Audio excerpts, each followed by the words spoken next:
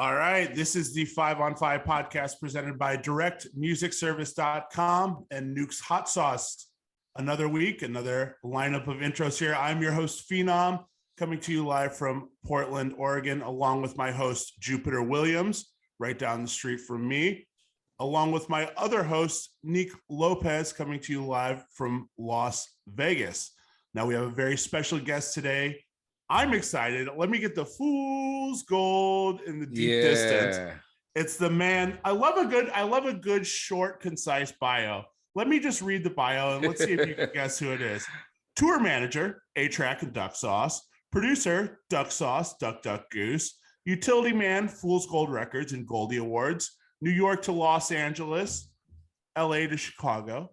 It's Sammy Needlz. Make some noise, yo. It's good. Yo, how are you doing, Sammy? I'm doing good, man. I'm chilling. We're happy to check in with you, man. You just made the move to Los Angeles. We were just talking about that before we fired this up. Yeah, so I was in New York for a long time. I was in Brooklyn for like 15 years and recently just moved out to LA. I was splitting time between here and New York and living basically in both places for about the past 4 years. And now I'm here full time. What was the main selling point for Los Angeles? I have a car out here. I get the beaches and, I'm touring pretty much every weekend anyway. So At the end of the week, I could put myself wherever. So being in a place where it's like 70 and sunny almost every day and not having to do the New York winter thing is pretty appealing, you know? Yeah.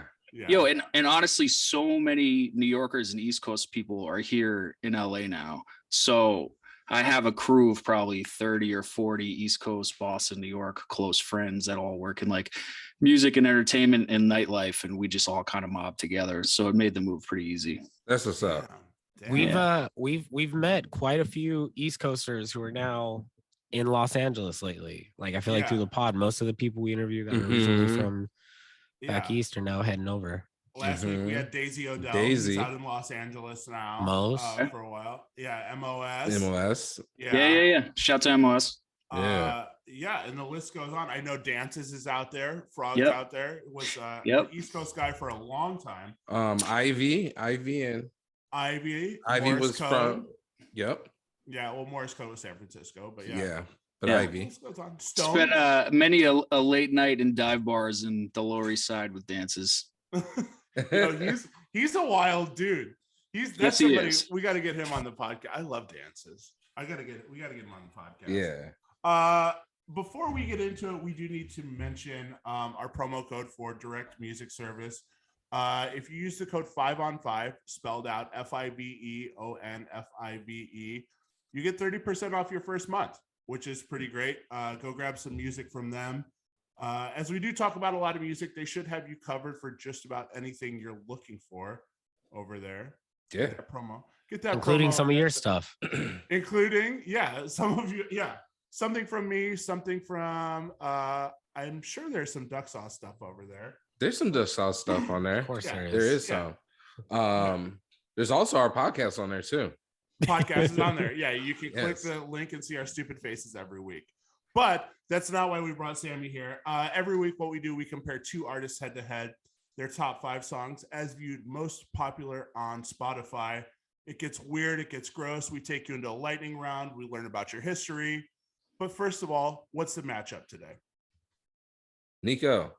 Oh, it's my pick? It's your pick. I thought it was your pick.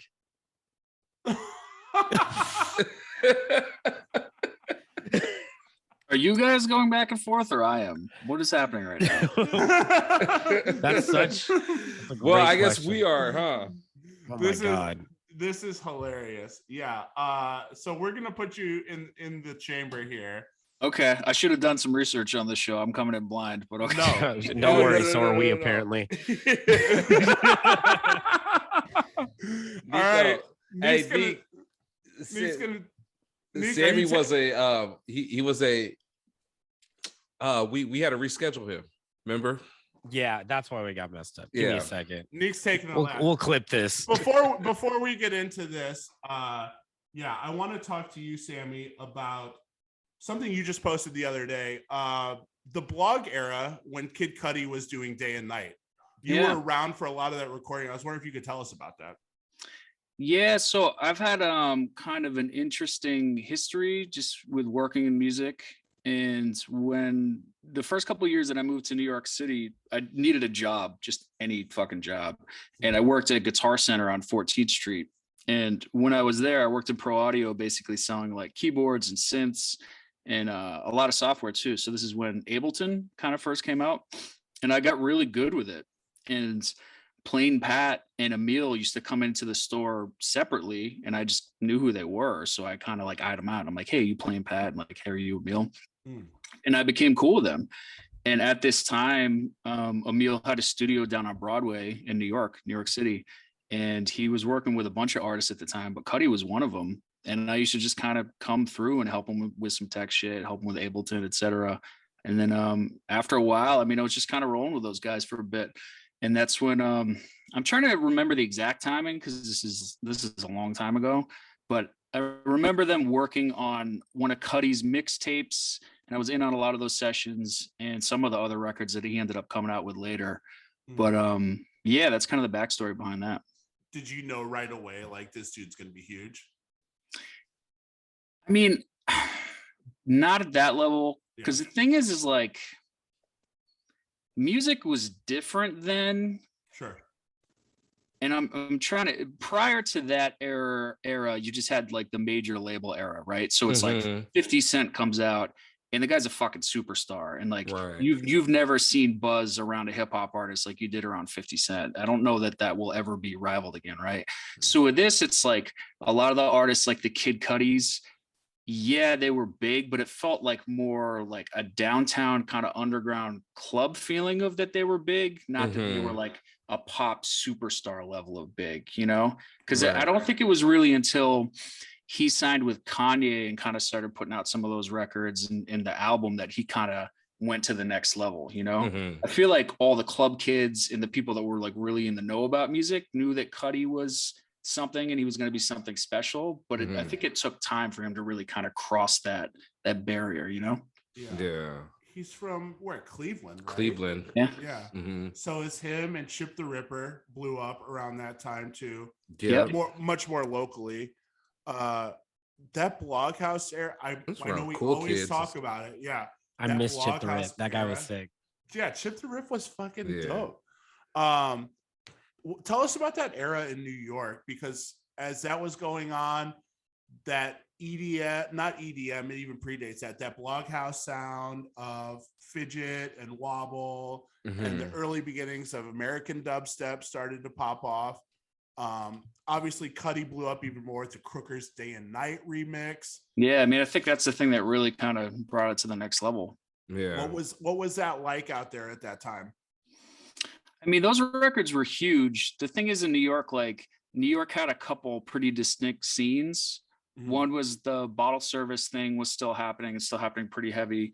But that was kind of distinct from some of these other things, like, you know, like Roxy Cottontail's parties at like Sway and some of the stuff that was happening in Williamsburg that was like a lot more just open to anything, open to, you know, hip hop or some of those electronic records. Obviously, a lot of stuff that Fool's Gold was doing and a lot of stuff that Mad Decent was doing. Yeah, I mean, it was just like I remember it as two very distinct separate things, you know? There was like the mainstream bottle service spots, and then there were these kind of underground parties and these spots in Brooklyn and Williamsburg and a little bit in Bushwick. Bushwick wasn't really happening like it is now yet. But yeah, man, I mean, that was an exciting era. It was an exciting era. There were places like Savalas on Bedford Ave in Williamsburg, which is crazy because it was a smaller kind of bar / club, but you would see, I remember I went in one time randomly and DJ Muggs was like on Serato, but doing like fucking body tricks and shit. And I was like, why is DJ Muggs in my fucking local dive bar that I live a block from, like throwing down when this place fits like 50 people, you know? Yeah. So you stumble into stuff like that. And it was really exciting because it was just so unexpected, you know? Crazy. I have so many questions about that. We absolutely need to dive more into that. Yeah. Meek said he's ready. He's got a fantastic pick for us. I do have a good pick. And I'm glad I kind of had this one in the chamber I just wish it was my turn. Sorry about that. In honor of Dilla's birthday just passing, Okay. we're doing Dilla versus Pete Rock. Okay. Okay. Let's go. And it is 2 solid top 5s. You guys Let's ready for go. round 1? Let's Yeah. go. All right. So real quick, the way it works, I give you guys a round. I say, so we're just going off the top 5 on Spotify, and we're just comparing the two. So you get to pick this or that, this song or that song. Mhm. And at the end of it, we pick a winner. Cool. Round Cool. 1, Dilla, Don't Cry versus Pete Rock, Grown Man Sport. Who's up first? Let's go, Sammy. Sammy. Dilla, Don't Cry. Mhm. Trav? I'm gonna go Dilla, Don't Cry too. Yeah, that sample. Yeah. I'm right there. Yeah. With you. What do we got for round 2? Round 2, Dilla, Yesterday, and Pete Rock, After the Storm. After the Storm, Pete Rock. Man, Dilla again. Yeah, I like that sample. I like the sample yesterday, the Beatles sample, but it's not. It wasn't the Beatles though that he sampled though, right? The Of yesterday, it was a cover. Let me do the number crunch. I love who sampled. It's a Gladys Knight's cover. Okay, yeah. All right. I'm gonna I have that on 45 up there. So. Do you really? Yeah. I'm gonna go Pete Rock. I'll go Pete on this. Okay. Side note, Pete Rock, A Little Bit of Soul is like one of my favorite instrumentals in history. I listen to it probably every other week. It's like one of the few records I listen to if like I'm in a funk and I just like need to get going. I listen to that immediately. Grown Man Sport is that Pete Rock song for me. Okay. Like, that's my number 1. I do love A Little Bit of Soul. It's on here. Here. I jumped the gun. I should have shut up. And also, you're allowed to elaborate if you want to. Wax poetically about a track that hits. You're totally allowed to. Absolutely. But sometimes it's just that one's just better. Yeah. It is. Round 3. So Far to Go versus Fakin' Jacks. So Far to Go. Mm-hmm. Oh, So Far to Go. Yeah. I'm right there. That's a sweep. Dilla's a hard. Yeah. I mean, he's the producer's producer. Yeah. Pete Rock, I think, is up there on the Mount Rushmore, but we're talking Dilla. Yeah. All right. Wait, let me throw a caveat. Pete Rock or Premier? Damn, Primo, I guess. Primo. Yeah. I just Premier. like when you say I gotta go Premier. I mean, Premier is also a homie. I also Sammy's friend See? Premier. That's why. It's different. Yeah. Premier is the greatest dude of all time, and the greatest producer of all time. Super like, cool. done. Wait, how did you guys meet? What was the basis? Was that Fool's Gold? No, I mean, I guess this is a little bit more backstory, but I've been on Shade 45 on Sirius since it pretty much opened in like 2005. Mm-hmm. Yeah. And that's a whole other story we can get into later. But I first met him there. And then over the years, I think I kept bumping into him with Static. And then I hung out with him in Croatia when we did, when I was there with Static for Fresh Island Fest. And then over the years, we just like became cool, just became buddies, like on some bro shit, not even on some music shit. And now it's at the point where it's like, he's kind of like a cool uncle to me. You know what I mean? Like he'll check in when he knows I'm not doing well, and like we'll talk, and it's just a great dude. That's cool as hell. It's the fucking that's the coolest. Like even being able to talk music in one passing with Premier would be like, most people would be like, cool, my life is made. I'm done, as a producer, as a DJ, whatever. You're like, yeah, this guy calls me, I'm not feeling too hot. Yeah, it's Premier on the phone. Just on some family shit. I love that. Yeah. I think the thing is too with a lot of artists like that, I don't ever try and push them on music shit because it's like, what am I gonna tell Preem about music? Not exactly. You know what I mean? Exactly. Right. So if you just come on some human shit, just like a regular human being and hang out, Hell yeah. It would be so funny talking to Primo about music because it's like, at least for me, like he's one of the reasons I know about music outside of hip hop. Yeah.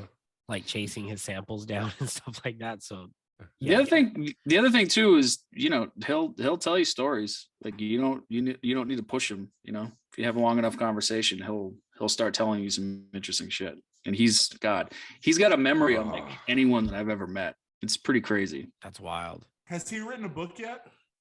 I don't think so. I don't think he definitely hasn't written a book. He needs to. I don't know. I don't think That so. would be cool. He needs to. I like his series that he has going on YouTube. Oh yeah. Yeah.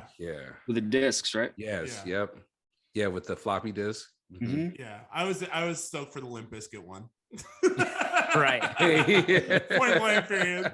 Yo, I mean, that was an era too. Not that it's was. of the same, you know, level of the Bloghouse era or whatever, but that rap rock stuff that was happening in the mid to late 90s was kind of interesting. Mm-hmm.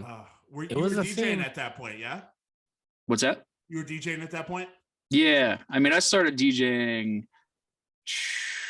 on vinyl with turntables probably 96 or 97, something like that. Mm-hmm.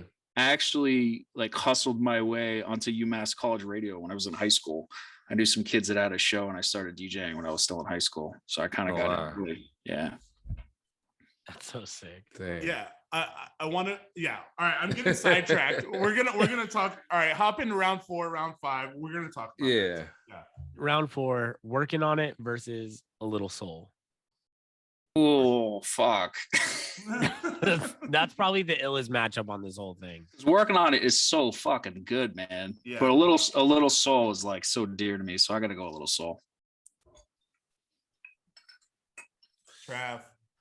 A Little Soul. Okay. A Little Soul. That's just me. I'm going working on it. That, like, when I started on Fruity Loops, that I was listening to that a lot, and I'm like, I need to do this. I need to be able to do this. How I want to, and yeah. So that song for me is, yeah. Working on it's not like that's Working on it. Yeah. that's wild. Like Yeah. the chops on that song are so aggressive, and like there's so much of, I don't know, to have, it's an instrumental so it works, but to have that many like vocal chops in a song, like on a hip hop track, is kind of wild to me. I think it's like round 5, Time, A Donut of the Heart versus Square One. Dilla, Time. Dilla. This was close. But Dilla. They sound similar. Yeah. That's a sweep for Dilla. Yeah. 3-2 Dilla. I want to take Sammy into the lightning round here. What we do this week, we are going to give you. Wait a minute. Is Dilla gonna win most producer matchups? I think so. If you put him against like hip hop producers, Yeah. Dilla or Quincy? Ooh. Quincy. That Quincy. to me, that's a no. Yeah. Yeah. I have a like my take on like producers like Quincy versus like hip hop producers as we know them, because like the job is different. All like Quincy as a producer versus like Pete Rock or Dilla as a producer, it's same title, different job. Like they're hip hop producers are beat makers, they're music makers. Like Quincy, I mean, is a musician, but like what he did on Thriller isn't what Dilla was doing for Slum Village. You know what I'm saying? What about Dilla or Pharrell? It's Dilla. Or I should say Dilla or the Neptunes. Yeah. Right. Because I mean, I'm going Dilla. Pharrell and the Neptunes Pharrell and Chad are insane, but I'm personally going. Sammy, what do you think? What's the question? We're just comparing the two? Dilla like if you had to Neptunes. make a choice. That's tough, man. It's tough because I can't put them in like the same category, you know, because the Neptunes have done like so many different genres of music and have just put out so many records over a long period of time. It's hard to put them like here and here, you know? Yeah. I don't know. Yeah, I guess. Like I don't know how to reframe that question either. Because it's like if you were gonna sit and listen to instrumentals from only one set of producers for the end of time, it's like, okay, maybe, but there's like so many. So, you know, I was back in the mixtape era in like the early 2000s, I helped run this company Mix Unit. So I have just like hundreds and hundreds and hundreds of instrumentals from Dilla and the Neptunes and all the shit that never came out. And I'll sit there and just listen for fucking days, like listen to like every Neptunes instrumental ever made. And like, even that's like hard for me to decide if I'm only going to listen to one set for the rest of my life as opposed to the other, you know? I don't know, because obviously the Neptunes and Pharrell make hip hop, but they make so many different genres of music, you know? Right. Yeah.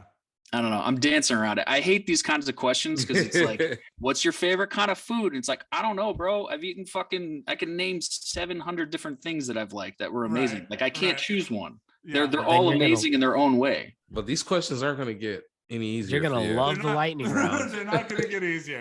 Right. I'll just say Dilla, because how can you go wrong with Dilla? Yeah, that's true. The Neptunes are still around, so. Yeah. True. The lightning round is a this or a that. This is only for you, Sammy. You're going to pick one, and the other you have to delete out of your Serato forever. Starting with this. Rolling Stones or The Who? Oh, The Who is gone. Rolling Stones is staying. Okay. I could listen to Paint It Black for eternity. Yeah. Okay. Mac Dre or Nipsey Hussle? Ooh, that fucking hurts. I don't even want to answer that. I don't even know how to answer that because, you know, got to show respect to the Bay. Sure. Right. As a West Coast man. Well, not even just that. It's Right, like, you right, know, right. I've been going to the Bay for 20 years. I saw my first ITF DJ battle in 1999 in the Bay. You know, I have a lot of friends in the Bay. Mac Dre's a legend. You know, I know. I'll put it this way. I interviewed Nipsey Hussle on Shade 45. I've never met Mac Dre, so I'll keep Nipsey and sorry, Mac. Cool? Just out of that, on the worst criteria possible. That's the only reason I'm picking. How was that interview? It was good, man. That dude was so focused and so calm and just so present. Yeah.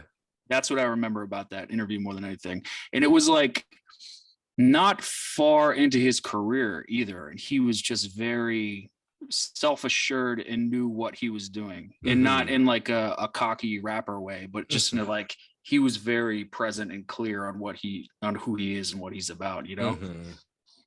Damn, that's crazy. Like he had a purpose. I guess that's Absolutely. what I'm getting to. It was very clear that he had a purpose and he knew what that was. Yeah. That's awesome. Let me sneak this in under that. Who was your favorite person you've interviewed on Shade 45? I don't know, man. We had Jeezy up once, and I enjoyed that because the show with Static was more boom bap. So, you know, we would have like, you know, Joey Badass and Action Bronson and those kind of guys up. We didn't have a lot of like trap artists, and TM 101 is like one of my favorite fucking albums of all time. Good. I remember when that came out and I heard the intro and I was like, what the fuck is this, dude? And I asked him that. I was like, or we came back from break and I said something to the effect of, we got Young Jeezy in the building with one of the illest hip hop album intros of all time, TM 101. And I remember he was just like, yeah, he was like, yo, because we didn't talk off air about this. I just kind of said it just as like a passing thing. And he went into this long story about how that record like almost didn't make the album and they had to fight the label to get it on the album, and how since it made it, it set the tone for the whole album. And it was just like this amazing backstory I'd never heard before. So that was really interesing. Oh, yeah. But Jeezy still got it though. I would love to see Jeezy live. I don't think I ever have. He's got bangers, dude. He's got bangers. Yeah. He's got club bangers, and then he's just got rob a bank bangers and everything in between. Red Hot Chili Peppers or MGMT? Keeping Red Hot Chili Peppers. Okay. Main Source or Gangstar? Keeping Gangstar. I mean, the homies. Okay. I grew up in Massachusetts, and you know. Yeah. Guru. Let's see. Ashanti or Sierra? Ooh. Keeping Sierra, I guess. Okay. Oh, hold on, Colin. I got one. Yeah. It's off the script. We've never even done this one yet. Okay. New Edition or New Kids on the Block? New Edition, Boston, baby. All right, let's go. No, both of them are Boston. Yeah, that's true. Both of them are Boston. That's why I threw that out that's there. right. Yeah. It's New Edition. No, but New Edition is Cooler. Yeah. so much absolutely. came from New Edition and came from those producers and like, you know, that production camp taught a lot of people how to produce on like SP 1200. I mean, those dudes spawned like a whole thing, you know? Yeah. I mean, and shit, they made New Kids on the Block too. So yeah. Method Man or Redman? Ah, come on, man. How do I answer that? I don't know. I guess Redman, just because he's mad funny. Okay. Yeah. And those I think I'm a little more attached to like Muddy Waters, and There Is a Dark Side in those albums. Okay. Yep. David Meth Bowie? is, you know, you're talking about fucking goats. Like, Yeah. It's two of the best. That's they were both on Power Book One. So the new spinoff of Power. okay. Follow Ghost to Son. And Method Man is a lawyer in it. And shit. And Redman, he's in jail, and they're interviewing each other. And how funny! In that, I need to see that. Yeah, it's good. David Bowie or Queen? Say it again. David Bowie or Queen? Bowie. Clips or Mobb Deep? Mobb Deep. Okay. Prodigy. Prodigy was on me. Uh, Prodigy is half of my drops that I use on radio. That's so crazy. Flex. That's a flex right there. That's fucking dope. Crazy. Havoc just came out in an interview. Who did he just had an interview with Noriega? Yeah. Champs, yeah. Mm-hmm. Yeah, because there was that story about Pac and like one of the records, like if it was a subtle diss or whatever, and they're like, yeah, like everything we did was subs. Mm-hmm. These might get a little bit more difficult. Sade or Aaliyah? Sade. Okay. The band, not just the lady. The band. Sade, the band. Sade, yeah. Earth, Wind, and Fire or Chic? Ooh. I'm going Chic. Okay. Beatles or Beach Boys? That's a tough one too. I'm going Beach Boys. Okay. I respect the Beatles, but Beach Boys, I don't know. Keeping that cocoa. They're a little more underground. Yeah, the Beach Boys are a little more underground. Yeah. They're a little more street. Brian Wilson was for the people. He was for the people. I mean, they definitely did. They did street drugs. 100%. Yeah. And they hung out with killers. Yeah, I was gonna say hanging out with killers. Yeah. People forget. I probably don't even have to do this. Pac or Biggie? Biggie. Yep. Yeah. Prince or Michael Jackson? Ooh, Prince. Okay. And then last but not least, we ask every week, Outkast or Hall & Oates? Ooh, that's actually tough. Whew. I'm going Outkast. Okay. You don't feel good about it. You got a little stank going on over there. I got a lot of family from Philly, and the blue-eyed soul thing is, near and dear to me, being a white guy with blue eyes. Come on, Outkast. That's fair. One day we'll actually redo that episode, but yeah, we do need to redo that episode. We really do. Someday soon. You have so much history. I have a lot of questions for you. Travis has a lot we have to talk about today. Kind of run us through the beginning of how you got started in this. We touched on it just a little bit. What led to your involvement, linking up with A-Track and Nick over at Fool's Gold, and then up to now? All right.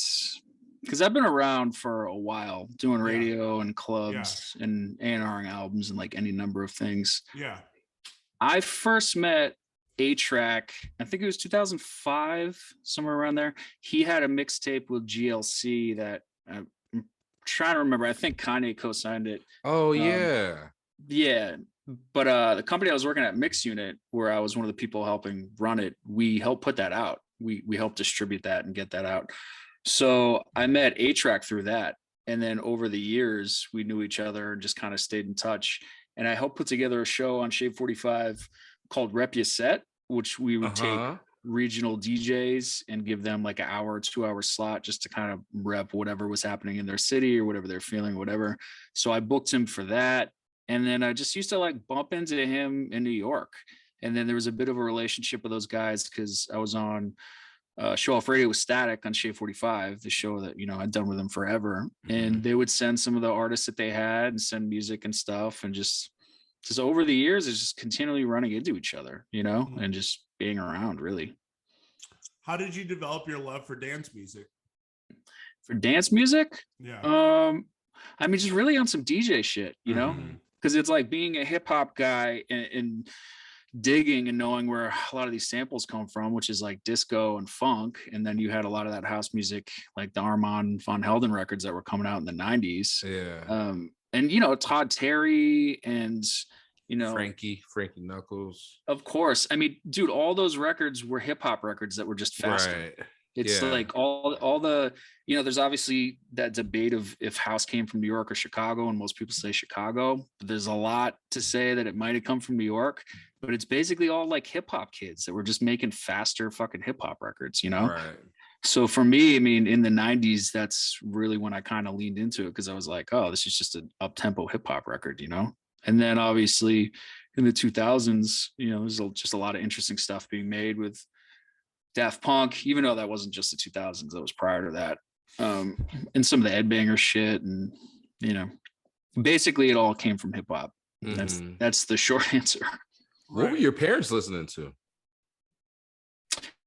So funny thing is, my father, who's in his 70s now, is in a rock band that he's been in since I was alive. So when I was a kid, like, he was in this same band and he was giving me all kinds of music. So Hall & Oates, Sam and Dave, Steely Dan. He was buying me like Gil Scott-Heron albums when I was like 12, which I look back on now and it's kind of bizarre because what's the name of the album? It's like Real Talk on 125th or something like that. He bought me that album, and I remember listening to it at like 12 or 13 years old and being like, this is a lot. But it was a mixture of like rock and soul and funk.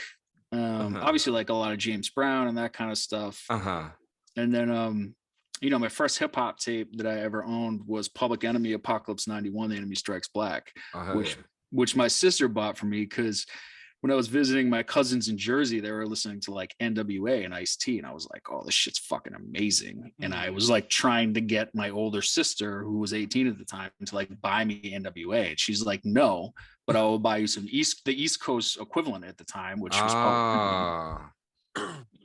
damn, so, that's crazy. Yeah. So that was the first hip hop tape that I owned. And then after that, it was like, what did she have against NWA? Just the fact that they were West Coast? No, I don't think she had anything against NWA. I think it was just like she listened to Public Enemy and she knew Public Enemy. You know what I mean? Yeah. And you know, they're from Long Island or New York, right? So they're kind of. I mean, I can't say that they were talking about issues specifically to New York, but I think maybe she just liked them a little bit better for that reason. Gotcha. Yeah. What was your first concert? My first concert, I want to say it was Tribe Called Quest when I was in 7th grade. Oh shit! Because yeah, my sister was she was one of the people actually running her college radio station too. So she was a DJ as well, and used to send me like a lot of the 12-inch promos that the doubles or triples they would get for the station and give it to me when I was young. And then I think the club that she DJ'd at was where Tribe was performing. I mean, I can't remember if that's my first concert, but I'm pretty sure it was. But anyway, that's a backstory with that. Yeah. Wow. Still got those promos? No, about how I saw that show. No, you said you still got those promos. Oh, I do. Yeah. It's like Chub Rock and like I'm trying to think what else I have from there. Yeah, it's all 12 inches, like Chub Rock and that kind of stuff. Those kind of artists. Cool. Yeah. But all that stuff's in storage. I have like no records here at all. Oh, okay. Why is Chub Rock so slept on? Can we address that? Slept on right now? Why does everyone sleep on Chub Rock? I saw this post on Twitter where people are like, y'all forgot about this guy. And it's like, people are like, who is this? And it's like, damn, they really did forget about you. What do Yeah, you mean? he who is slept this? on. Yeah, I don't know. Man, I I'm fuck about with to Chub Rock. I'm about to do a deep dive into Chub Rock. Yeah. Same. This needs some more investigation, fellas. I think you need to solve this riddle on the next episode. It really does. I'm not feeling the Chub Rock disrespect. Me neither. No, I don't love that. So your startings of DJing, I want to rewind even further back. Yeah. Did you see your sister DJing and you were like, hey, this is something that interests me, or how did that go? No. I was I was listening to like DJ Clue mixtapes and Funkmaster Flex albums and like that kind of shit. The 60 minutes of funk. Yeah. And then those VHS tapes of DMC battles and stuff came out, and I would get those handed down to me just from like friends or whatever. And I grew up as an athlete for most of my life, like football and track and baseball and those things. And seeing the battle shit was like, oh, this is the same thing as like going to football practice every day and like practicing the same repetitions and body movement and all these things. Right. So it was kind of like a quick movement from sports into this, because it just felt like a sport as well, you know. If it was just like going home to play the guitar or something, I don't think it would be the same transition, you know. Sure. So that you can compete and you can like measure skill. So yeah, and there's like a certain level of like mean streak to it. Yep. You know what I mean? Of like seeing an opponent and being like, I'm gonna fuck this guy up. You know what I mean? But also at the end of it, like a level of respect, because you all know what it takes to even, you know, put the time into the craft and be good at the craft, you know? Right. Iron sharpens iron. That's why I really fuck with Goldies. And I do want to mention that the Goldie Awards is something that's for competing DJs, for competing producers, that's really taking the next step even further than, you know, what was going on with Three Style, which was what was going on with DMC, these other battles. It's bringing so much more to the table and giving these guys a chance to really be on the main stage, you know, these guys and girls. I fuck with that heavy, man. What's your involvement with Goldies? A lot. Yeah, sure. Yeah. I mean, basically after Alon or A-Track kind of chooses who the contestants are, then a lot of the coordinating comes down to me. So Teamwork is his management company, and Teamwork handles a lot of Goldie Awards. You know, there would be no Goldie Awards without Teamwork as well. But I come down more like on the coordinating side. So before when we were doing it live, just making sure that we have like every piece of gear for every artist and running show order and knowing how we're going to run, you know, a 6-hour show as smoothly as possible, you know, getting these artists in from all over the world and coordinating all those flights and hotels and visas and all that stuff, and really being a liaison to all the artists and the judges as well, you know, because, you know, part of what I do daily is A-Track and Duck Sauce's tour manager. So it's a lot of similar skills, you know, but for me, it's like, I've been DJing and throwing my own parties and events and running shows for 20 years or something. So it's just kind of all of those skills combined, you know? Yeah. So it's really coordinating all the artists and, you know, the judges and that kind of stuff. The reason I'm kind of stepping around that is because I don't have like an official title, but it, you know, Goldie Awards is constantly changing. Now it's online, so it's a whole different thing. So, you know, it's fluid. A-Track will have an idea of what he's trying to do, and then we'll speak with Teamwork kind of about how to execute it. And then if there's things they don't know how to do, they'll kind of throw it to me and be like, hey, do you know how to do this? Or can we find out how to do this?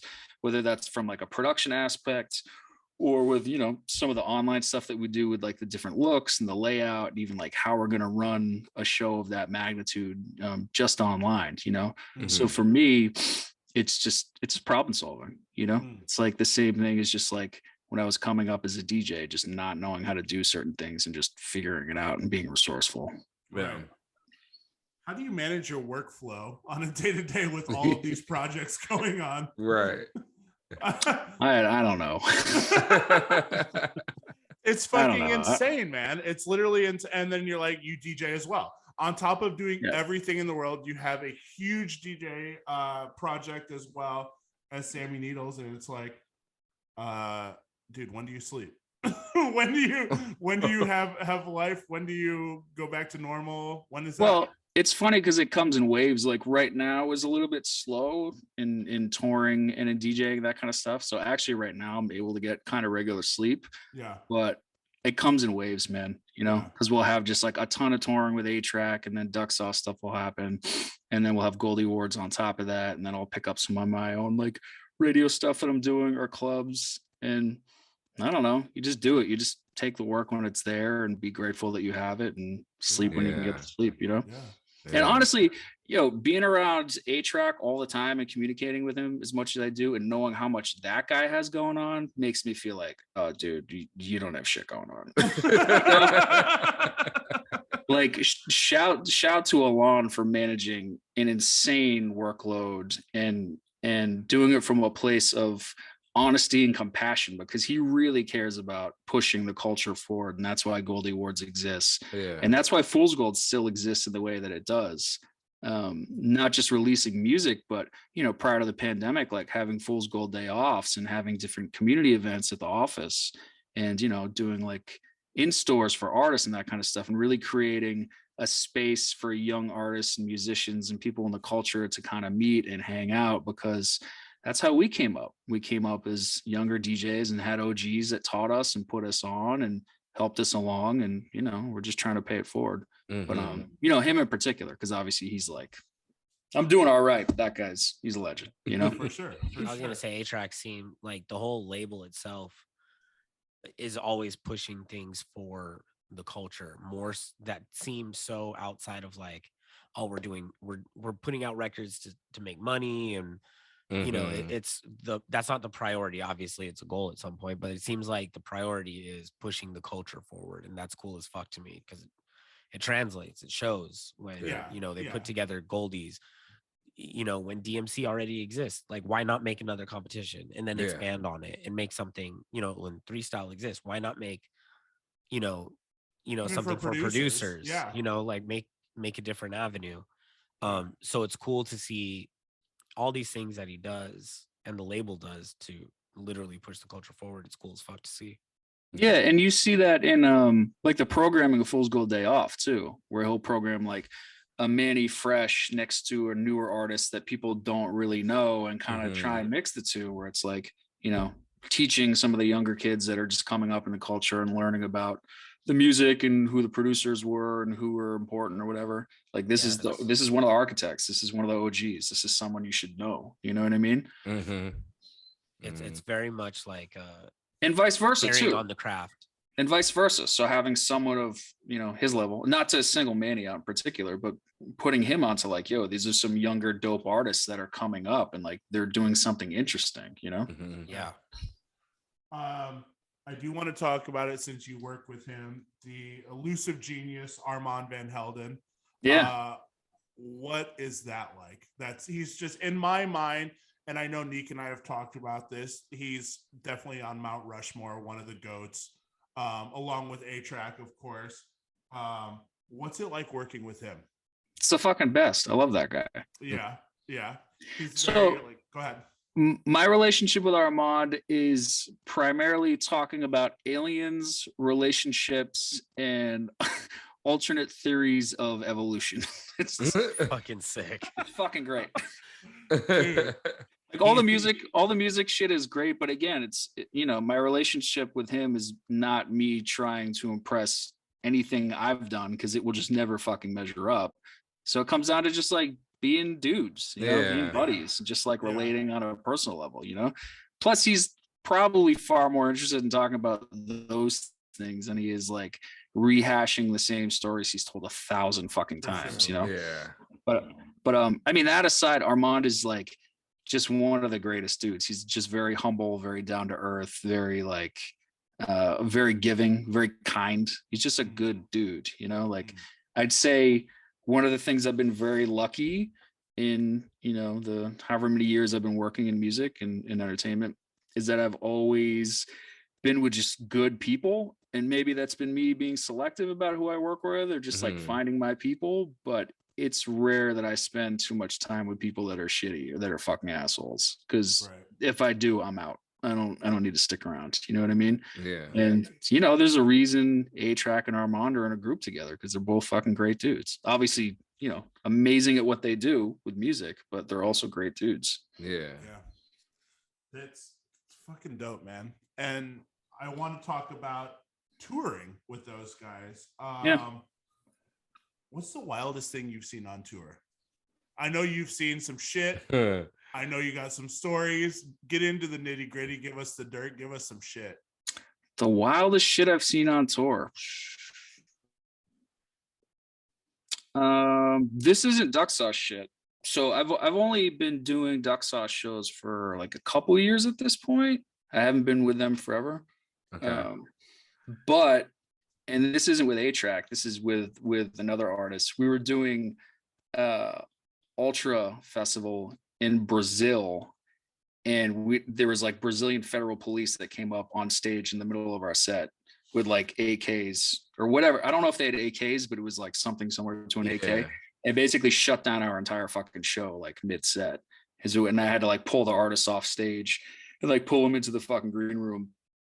And then I don't know what happens. I'm assuming someone got paid off or something happened. Then they rush us back on stage to like perform the last fucking 20 minutes of the fucking festival.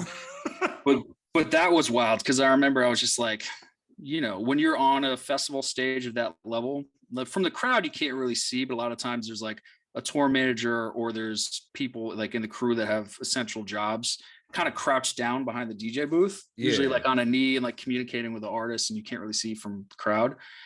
And I was there and I was just like tapping the back of the dude's leg. And I'm like, you got to stop right now. And he's like, what the fuck are you talking about? He's like, what do you mean? I'm like hitting him. I'm like, dude, stop. And I'm like, turn around. And there's like fucking Brazilian federal police with fucking guns on stage. I'm like, see, you got to end it right now, bro. And he's like, all right, cool. Holy shit. Why? What happened? Yeah. There's if you don't want to say. No. I have a handful of stories like that in foreign countries that I'll tell you guys personally, but yeah, I got you. I don't think this is the place. It got gnarly. That's fine. It got gnarly. Yeah. We don't want them showing up to your house. So. No. Yeah. Yo, and I'd like to go back to Rio. Rio's a nice place. Yeah, Rio's great. I wouldn't want you to be exiled. Oh man. They're like, yo, we heard about this podcast you did. Yeah. Then there's showing up to your DJ sets. Yeah. Fuck that. Because like all the party shit, everyone parties, all those stories or whatever. But like that kind of stuff, I'm like, oh, cool. I'm in a foreign country where it's like I could get locked up and not get out for a very long time. And there's like just a lot of stuff, that I have no control over. And that's that's like, okay, cool. Playing by the rules. Whatever you want me to do, guys. Right. Yeah. Language barrier, throwing that in the mix as well. Yeah. My Portuguese is not so good. Do you like the chaos that comes with just being on tour, and because you know that chaos that you feel every time before a show, even before just a tour starts? Do you like that? Do you thrive in that kind of pressure? I do and I don't. The thing is, I've been doing this for a long time, either tour managing other artists and helping them with their tours, or just even my own shit. Because I used to, prior to working on this side with like A-Track and Duck Sauce and these guys, I used to spend a month in Asia every February and leave New York. So one year I did Thailand and Cambodia, and I would DJ out there. Another year I did Japan and Hong Kong and stayed there. And, those were fun. Those were my own little runs. And I would go to Europe for like 3 or 4 weeks and DJ through there. And that was a lot more exciting because they were my shows, and I could also kind of direct what the itinerary was, what I was going to do. But now it's just like, I've been on every continent besides Antarctica like multiple times. It can be exciting, but a lot of the times it's just like, it's kind of fucking exhausting. It does get to the point though, where it's like, there's one festival in particular called Your Paradise in Fiji. And it's like, you'll do a run of a bunch of shows in the States of like cities you're not thrilled about. And then it's like, hey, you're going to Fiji for 3 or 4 days. and you have one show, but you're going to be on the beach for 3 days, and you're like, all of it makes sense. Like all of this is worth it. You know what I mean? But I will say the one thing about being on tour that is not only exciting, but you know, it's, I mean, enjoyable is such a fucking dull word. The one thing I do enjoy about being on tour is like every little thing is a win, right? So it's like you check in your hotel and you're like, where am I finding food? You find a good food spot, it's a win. Right. Where am I finding like a grocery store because I don't have a razor? That's a win. It's like every little thing that you take for granted being home just feels like a monumental win, you know? And it's good being in a place where you're just completely out of your comfort zone, where everything is like, it takes you, you know, more of your brain to, you know, communicate in a language you don't necessarily understand, or different cultural differences that you may not understand, you know, and like, and see these things can be very exciting. So in that respect, yeah, I mean, I do enjoy it, but you know, been doing really it for out a there long time. taking it afraid. Pretty much. Yeah. And also being responsible for other people, you know? Right. It's like I'm fortunate to be with A-Track and now Armand too, who have been all over the world way more than I have. So it's like they don't necessarily need me as much as a younger artist would. You know what I mean? But at the same time, it's like I'm responsible for making sure everybody's good. How did the transition of tour management happen? That happened because I had friends that were tied in with DJ Snake's crew, and they were looking for a new tour manager for Snake, and my name came up in the conversation because obviously I'm a DJ. I know Serato really well. I know the gear and the technology inside and out, and you know, I'd been setting up my own tour, so I've been going overseas and already been doing it for a while. So at first I didn't really want to do it because, you know, I was on radio on Shade pretty much every week, and I was on the reggae station like almost monthly, and I was doing my own sets of shows, and I didn't really need to do it.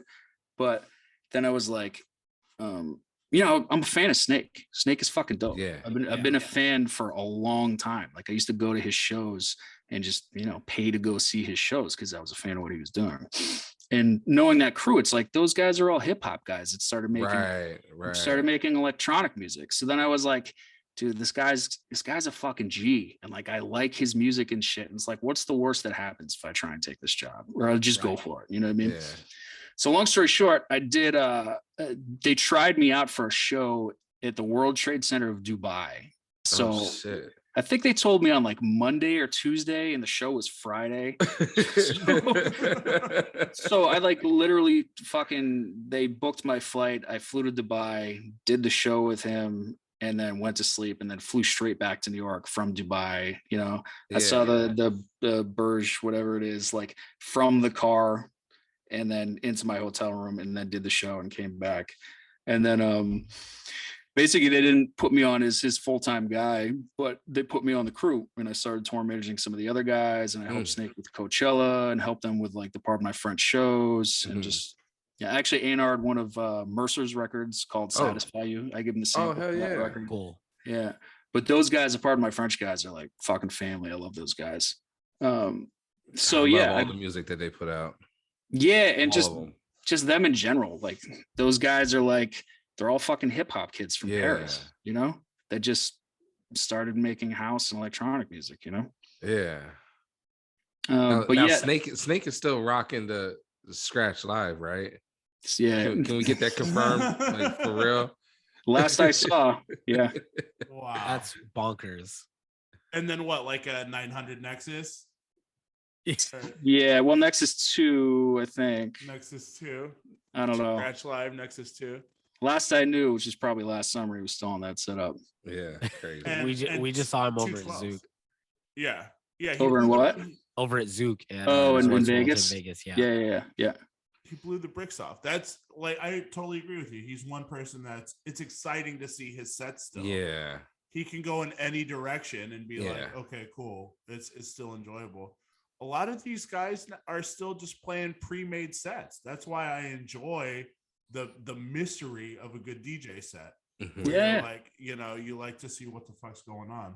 Yeah. I mean, that's why I love seeing Diplo play. I mean, people may talk shit about Diplo, but dude, that guy, sometimes he'll take chances And when it works, it's fucking incredible. And when it doesn't, like as a DJ, I'm like, well, at least he fucking tried. Yeah. You know, at least he did something really interesting, you know? Yeah. And I like seeing mistakes too. If something goes wrong, I enjoy that. It makes me still feel like, okay, cool. Instead of somebody going up there, pressing play, doing standing on the table, running down the line. set. Yeah. Yeah. It's okay to see. It's okay to see the seams sometimes. Sometimes it's all right. Yeah. So go ahead.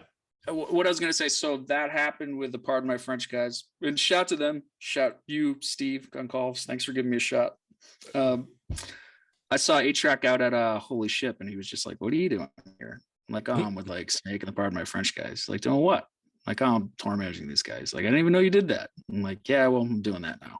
And then it just kind of came from that. He hit me like, a while later, and then I ended up going over with him. That's awesome. And then what was the first tour with A-Track? First tour, that's hard because the DJ shit isn't really tours unless they're like promoting an album. Gotcha. So I don't really remember the first. It's more just like, we got a show. Yeah, shows, events, festivals. Yeah, or like a weekend. We got 3 dates over the weekend. We got festivals. Gotcha. I mean, I guess the first like unofficial tour was Asia in like 2018, that summer. But it was just, it's a series of dates, and we'll call it a tour. But it's not like on a rock band schedule where it's like you sit in the studio for 3 years and you make an album and then you spend 18 months promoting that album on a tour. You know what I mean? Right. It's a little different. Right. So when shit hits the fan, when the pandemic happens, what's your knee-jerk reaction to focus your time and your projects on? My knee-jerk reaction. Because touring's out the window, international's out the window. Everything just kind of went to a pause in 2020. Right. Honestly, my first reaction was, do I have enough money? Yeah, I'm okay. I can ride this out for a little bit. And then I was happy to get some rest, dude. Yeah. Like the first couple of weeks, I was just like, oh, cool. I'm not going to have emails coming in at midnight about some shit I don't want to talk about. You know what I mean? Right. Like at first, the first couple of weeks that it was like, and then it was like, dude, what are we doing? Like, what is happening? Because, everything that we were all used to of doing shows and doing clubs and doing like our regular lifestyle was out the window. So that's when a lot of the Twitch stuff was happening and some of those other streaming technologies and stuff. I honestly don't even know how to answer that. Did you DJ? No. I DJ'd a couple times, but I didn't push my own stuff very hard. I mean, that's kind of how the Duck Duck Goose podcast came about, or the YouTube show, is because we had so much fucking downtime, and the guys are putting out music, and they wanted to create an interview show, which was fucking silly and amazing. Yeah. Have you guys watched that at all? Have you seen any of the episodes? Yeah, I've seen one episode. Yeah. So that was funny because A-Track came to me and he's like, so I got an idea. I'm like, what's up? He's like, we want to do a fake cable access TV show for Duck Sauce, where it's like 10 minutes of just like banter and talking and just silly shit. And then like interviews with some of our heroes, like, the Todd Terrys and these guys and DJ Premier. Are you in? You think you could like learn Premiere Pro or Final Cut or whatever and just like learn how to edit this shit? And I'm like, yes. Let's fucking do it. Well, fortunately, we have like the same sense of humor in a lot of this stuff. So a lot of the silly edits that I did, because I booked most of the guests on that show. It was kind of like moderating. You just couldn't see me like in one of these Zoom chats. Yeah. And then did a lot of the layouts and the editing, like the video editing. And it was really just trying to mimic like Tim and Eric or Eric Andre and shit, just like silly zooms and that kind of stuff. So yeah, I mean that filled a lot of the pandemic time. And A-Track actually did the music for all that. So when you hear, or he didn't produce it, but he put it in there. So when you hear a lot of that silly music in the background that just sounds like Eastern European flutes or shit like that, like that's him putting that in there. Oh my God. Yeah, I got to go back and watch it. I know it premieres on one of those. Yeah, we also had like a flat earther and David Sick. Guetta. Oh. Not the same person. Yeah, right. Not No. the same person. Not the same. Yeah. Same episode either. Sammy, are you still buying vinyl? Not really, no. No, No. that's over. The thing is like I've just been moving around so much the last couple of years, Yeah. you know, and moving apartments a lot. So it's like, you know, I have a storage unit in fucking Brooklyn with an apartment, and then I have my place in LA now, and it's just like, and I have probably 6,000 records at my parents' house in Massachusetts that they want me to fucking get rid of, you know. So If a fire happens, what's the first record you're grabbing from that collection? ooh, probably Stevie Wonder, Intervisions. Oh, let's go. Sick. Okay. Let's go. Okay. Is that also your Stranded on an Island album? I don't know. Yeah. I think probably Tribe Called Quest, Midnight Marauders. Mm-hmm. Good pick. Mm-hmm. But I just know that Stevie Wonder album is one that my father bought me, and it's older. I think it's an original release, and I just, Oh, nice. I sat with that album a lot as a kid and listened to it over and over and over again. And obviously the Tribe album I have is a 12-inch, but you know, I bought that when it came out. It's like that actual vinyl isn't as valuable. Maybe that's the album I would listen to as Stranded album or whatever, but Yeah. Yeah. That's fair. Do you have a favorite cut on Intervisions? Mine is Mr. Know-It-All or Mistra Know-It-All. oh yeah.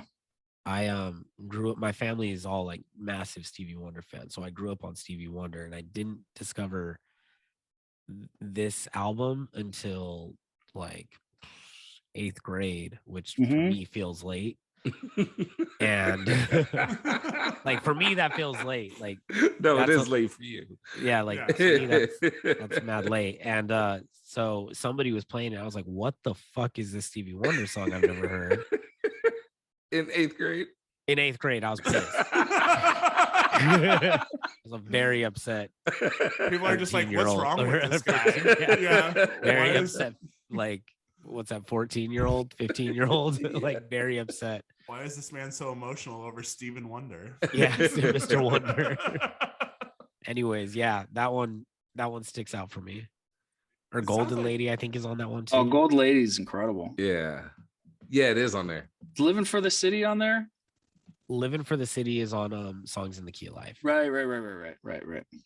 Which is another classic. which Mhm. came out after, I think, is Yeah. the next one in line. I have a couple off the wall odds and ends questions. We have some questions we always ask around here. and then We're on the off the wall time. Let's go. We will send you on your way shortly after that. Strangest writer request. I know you deal with a lot of artists. What's the weirdest thing you've seen on a writer? Or what's the weirdest thing that you've requested on a writer? That's been fulfilled. Yeah.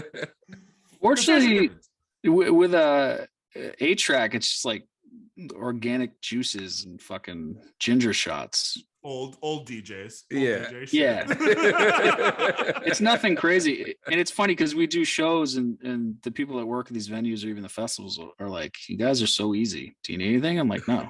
I'm like, thank you for being so easy. I'm like, yeah. No problem. Yeah.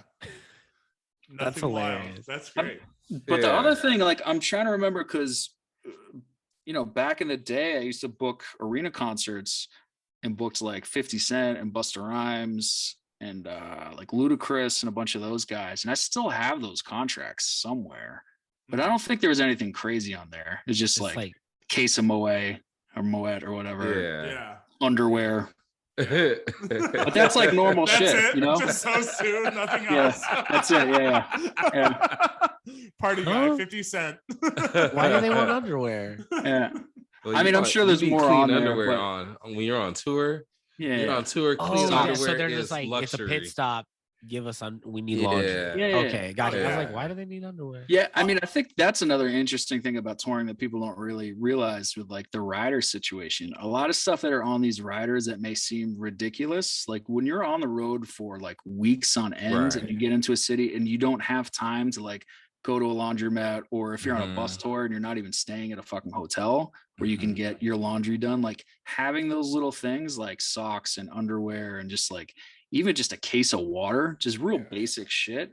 Like it's really not life-changing, but it really helps a lot, you know. It's not extraneous shit. I would say it's life-changing because damn, I went to Costco and bought 50 pairs of underwear, 50 pairs of socks, and I just threw them out every day. Just threw them out. Yeah, because you can't I imagine the chances of you being able to actually get to a washing machine. Yeah. It's very slim. Very slim when you're on tour. Yeah. That, and a lot of times you don't even have the space to take a lot of that shit back. True. Yeah. Like if you're flying, you may not even be able to fit it in your luggage, you know? Mm-hmm. Holy shit.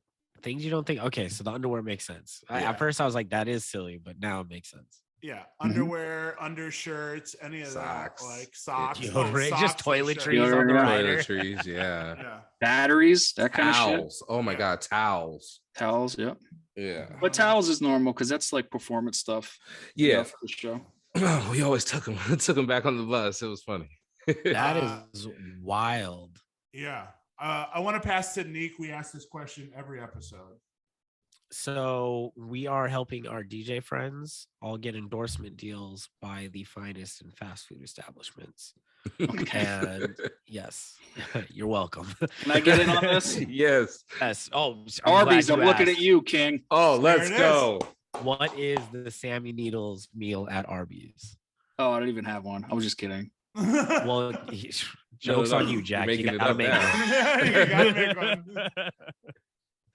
I don't know, man. My guilty pleasure for that kind of stuff is Chipotle still, you know? Like if there's obviously if I live in LA, there's amazing Mexican food. I'm not gonna eat Chipotle in LA. But if I'm on the road, I know what I'm getting. I can get something clean and not terrible and not super fucking expensive. So that's kind of my thing. I try and stay away from like burgers and all that shit because it just makes me feel like shit. Yeah. So from top to bottom, what is the Chipotle order? Chipotle order, it's usually a bowl, like a salad bowl. And it's usually get chicken, pretty basic, mild spicy sauce and hot combined, cheese. What else? Peppers, pinto beans.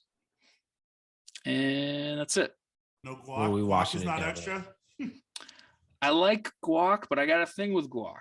My thing with guac is I gotta have it with chips. I feel like it's wasted if I'm not just enjoying guac by itself with something. I do like Chipotle's chips.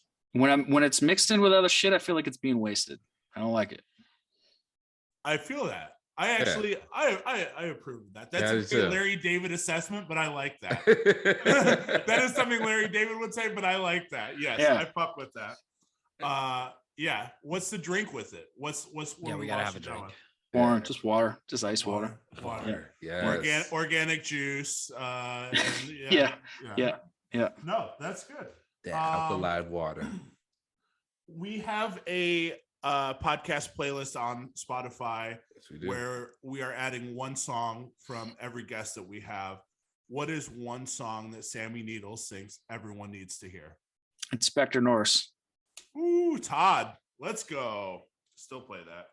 That's a banger. The thing is, most DJs know that, but I've put a lot of people that aren't DJs onto that record, and they're like, "What the fuck is this? This is incredible!" Like Travis, that's Todd Terje, Terje. Yep, that's how you say the last name, right? We always fuck it up. Yeah. I think we're saying it how we're reading it, and we're from America, and we're probably fucking it up. Yeah. Yeah, I said it the other day and you laughed at me. Yeah, I am afraid to say that name. It's Inspector Norse, the guy that made that. What's his name? And then somebody will say it. Todd. Like, Todd. Todd. A little more. You know, a little more. Todd who? The Todd, even though there's like 3 Todds. Inspector Norse, that's a great one. Yes. Hey, Sammy, LA. Super Bowl is happening. This is gonna come out after the Super Bowl. So yes. Who do you have in the Super Bowl? It's my whole pod MIDI. I love it. Vibes. Look at these adorable fucking legs I bought for it. That's sick.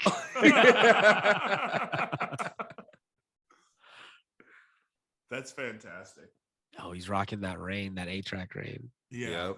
Yeah, that's that's mine, but our tour mixer. That's fire. Oh, that's it.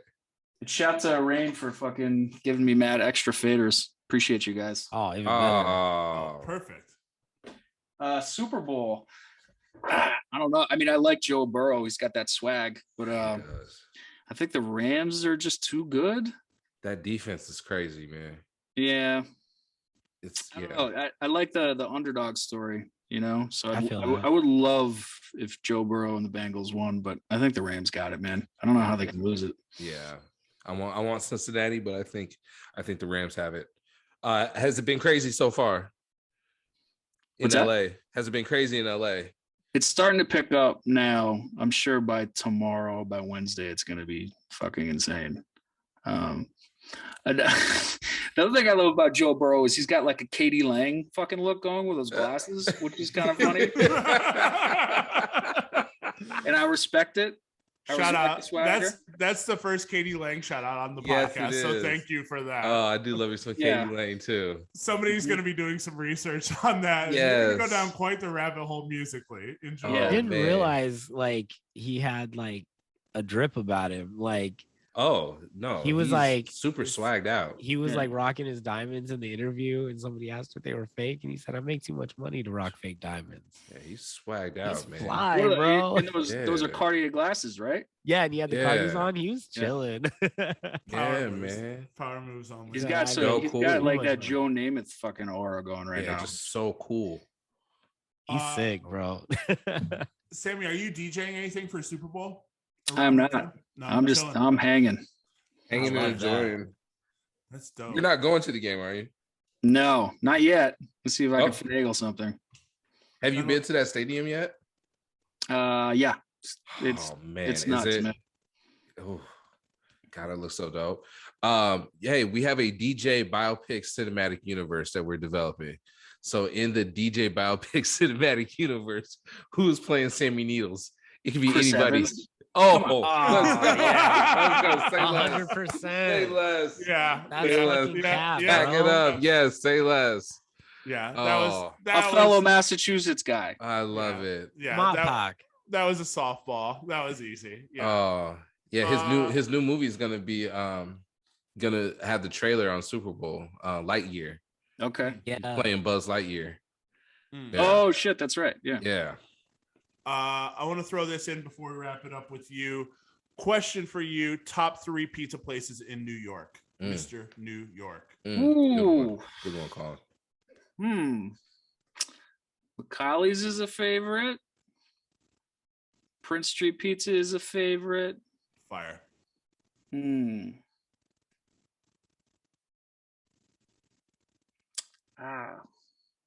Trying to think, man. I mean, Roberta's a super new school. That's kind of like a slap in the face to. So I got to go Spumoni. Okay. Spumoni. Okay. Yeah. Have you been in LA long enough to have an opinion on LA pizza? There's a Roberta's here, which is pretty fucking good. Oh, Okay. wow. Oh, is there? Okay. They needed that. Have you been to Steve Aoki's pizza place yet? I have not. What spot is that? Aoki Pizza. I think it might only be on Postmates. Is that like the GJ Khaled chicken wings? Yeah. You know, JCO and his brother just started a spot called Gorilla Pies, which is in the Valley, which is really fucking good. I suggest people go try that. That looks incredible. Okay. Yeah. Yeah. If you get the chance, do the Aoki pizza review and let us know because Okay. I'm very, very curious. Hey, if he side shows note, up. Colin, can we get a shout out to the cannoli spot in Boston? Boba's Bakery.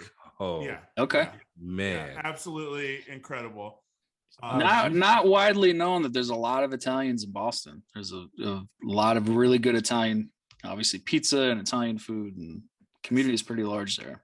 Some fire ass Italian Juicy food. pizza in LA, but I don't know. I'm looking at it and I guess they closed.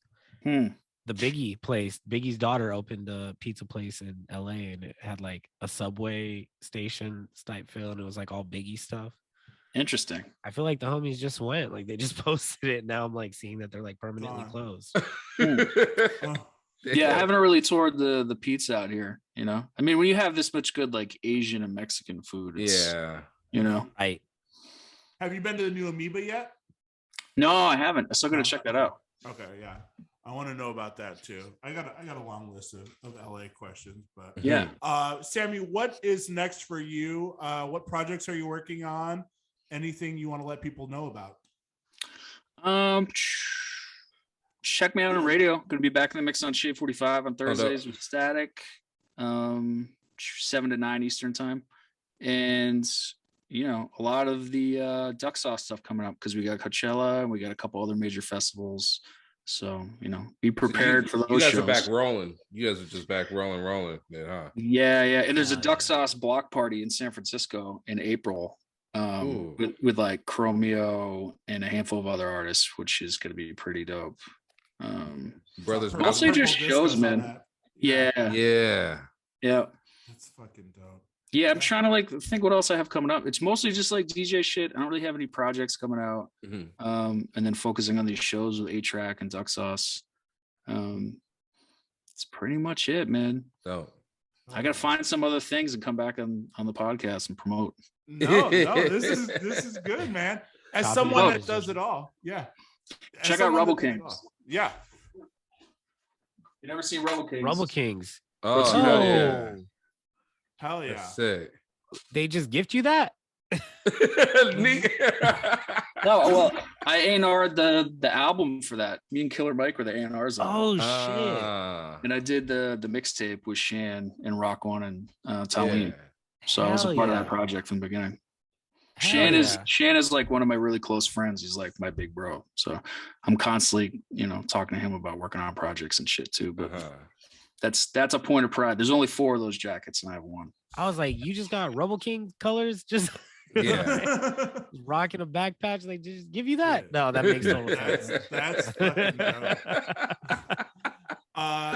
Are you still interested in playing in bottle service spots? Does that interest you, or are you now? Yeah, you're still on it. Yeah. I mean, just not 3 days a week. You know? Sure. It's like that's what I was doing for years, and you kind of get burnt out. It's like I was able to kind of build a career where I had balance, where I could do the Shade 45 thing on Thursdays and, you know, play classic hip hop records and help break artists like Mac Miller with Static and Chance the Rapper and Joey and Action and these guys, and then go do a bottle service spot where I'm playing music I don't necessarily listen to, but then also, you know, go DJ the Do-Over or something like that. Right. So as long as I have balance and I have other creative projects that I can work on, stuff that I'm really interested in, like that, the bottle servicing doesn't bother me. There's a certain thrill of doing those clubs as long as that's not the only thing you're doing, you know? Yeah. Who's the new one coming out that's about to break? What do you mean? The new artist? The new artist, yeah. I don't know how to answer that. Yeah. Not that this is an answer, but I've been listening to Baby Keem like a lot lately. Okay. I know he's on. Like, I don't think the world at large knows about Baby Keem. Yeah, I think he's on the bubble. I think that's the best answer, honestly. Yeah, he's one of those guys that I've been listening to for a while, and I've really sat with this album that came out back in September. And there's one record, Pink Panties. It's like the second or third track on the album. I keep listening to that because it sounds like some old Cash Money shit. It sounds like some updated Cash Money shit, and I'm like, this is interesting. This is not something I'm hearing elsewhere, you know? Yeah, that's a good one. Yeah. Are there any projects on Fool's Gold that are coming out that we should know about? I mean, there always are. I know A-Track has an entire album of house records that he did on the SP 1200, which is coming out soon. Oh, love that. That sounds sick. Okay. Whoa. Yeah, if you haven't been watching or like following any of that whole, you know, journey for him. Yeah, I hate that word, but that journey for him has been interesting because he's had an SP 1200 for a long time, and it was just out getting serviced. And then I think he finally got it back about a year ago, and then he's just been cranking out house records and really learning the nuances of the machine and how to really freak it and get a certain sound out of it. So when I've been over and like listening to some of the records that he's been working on, it's, all the records are fucking dope, because that machine in particular, just like, it has a sound. You put something in and out comes this sound. It's not like, I guess you could argue that about Ableton or Fruity Loops or something, but it's just not the same. It's not the same as like an MPC 3000 or, an SP 1200 or even the 2000 XL, which had a little bit more of a digital sound, or like an ASR 10. It's like, if you want something just like fat and knocking, it's like you throw it drums into an SP 1200. It's like, oh, this is a record that gets almost done already, Crazy. Yeah. So look out for that on Full School. I don't know when that's coming out, but I think it's soon. No, I want to check that out for sure. I do too. Where can people reach you on social media? Where can they say what's up? DJ Sammy Needlz with a Z on everything. I did that name. That was my name in like 1999. The Z was edgy then. Yeah, it's a classic DJ day though. Classic. I like when everybody. I like when we get somebody that's like, yeah, my name's so and so. I made that name a long time ago. Yeah. It's like DJ Music. If somebody goes by DJ Music, that's just a name where it's like, yes, dude. Yes, whoever this is that's coming to you, they're like, I'm DJ Music. You're like, absolutely, that's your name, and you should never change that. That's fucking awesome. DJ Music. Right. Yeah. Shout out to the homie Shred. Yeah, Shred. He's like the 3. The E is a 3. I know. Yeah. The 50 DJ spins that I know, like there's a couple people that have that name, like different versions of that. Fuck yeah. Needles with a Z is fresh. Don't trip. That is fresh. That's what I fuck with. Yeah. That's fresh. Well, gentlemen, if there's Travis, is there anything you wanted to include in this before we roll out? Hey, Black History Month, y'all. Happy fucking Black History Month. Go. Fuck yeah. Yep. Dilla Day yesterday. We should shout out Dilla. And as Kanye would say, Black Future Month. Yeah. Oh, you're itching to talk about Kanye. I don't know, bro. I don't know, but he said it, so whatever. Rest in peace, Syl Johnson. Yeah. When did he pass? Yesterday. Yesterday. Yeah. Yeah. Rihanna's off the market officially for a little bit. Drake might come out with Take Care too, which will be amazing because of this heartbreak. Because we all had a chance. All of us. We all had a chance. We were all on the radar, and now it's listen, we're never gonna get a Rihanna album again. No, she's done. She's done. No, we're never gonna get a Rocky album again. No, the fuck. Yeah, we will. No, we won't. Yeah, it's been a minute. There. It's almost there. We're getting a Rocky. That track that just came out, Doja, is that's just almost a track. We're getting a Rocky album. All right. We'll get a Kendrick album before that, though. We will get a Kendrick album before that. Yeah. Hey, Kendrick had like 2 features on that Keem album. Yes, he did. Yeah. Top of the moment. God, they sound so similar too, though, which is great. Shit bangs. I love both of them. Yo Gotti's album, fire. I haven't heard that. Good. Fire. Free Game. Free Game. It's a double album. It's really good. Listen to that. We'll peep that. Damn, I haven't listened to anything new. I was about to make some shout outs. I'm like, none of this shit is. Benny the Butcher. I heard that. Had that. The Butcher's coming. That came out with Cole. 2 Chainz album. Yeah. Yeah, that was cool. I fuck with that. Yep. Yeah. I think he flipped Hall & Oates. I mean, come on. He did flip Hall & Oates. Yeah. That's fire. Yeah. Again? Or is that the same? Oh, that's from the last album, though. Okay. This new album, it is good. I play a couple songs from it.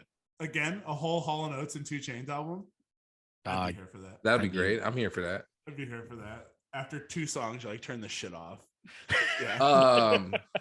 2 Chainz, this is his last album with Def Jam, so it's going to be interesting to see what he does from here. We talking about the same thing? There was like a 5-song EP that just came out like a month That's what I'm ago. talking about. Yeah. Okay. Yeah. Yeah, that 5-song EP is his last one that's on contractually on Def Jam. Wow. Obligated. Yeah. Gotcha. Shit. I think that covers it, unless there's anything else. Sammy, one piece of advice for young upcoming DJs listening, if you have anything for them, send them on their way. Yeah, just put in the work, man. And, go to the parties that you enjoy, that you want to DJ at, and support them. And, just anything that I could give young DJs as advice is the same advice I would give to anyone working in almost any field, which is just work hard, be honest, be accountable, show up. The big thing is just showing up as often as possible. Because the only reason I've had the opportunities that I have is just I'm always around and people know I'm reliable. So that's it. Oh yeah. Love that. We'll leave you on that gem. Sammy Needlz, ladies and gentlemen, thank you so much for joining us, sir. Thanks for having me. We will be back next week with Alana Rabin to talk about Limp Bizkit and Korn and a bunch of other fun, off the wall 90s bullshit rock. Yeah. Really? Yeah, I'm stoked. I'm stoked too. We will see y'all next week. Everyone stay safe. Until then, peace. Peace.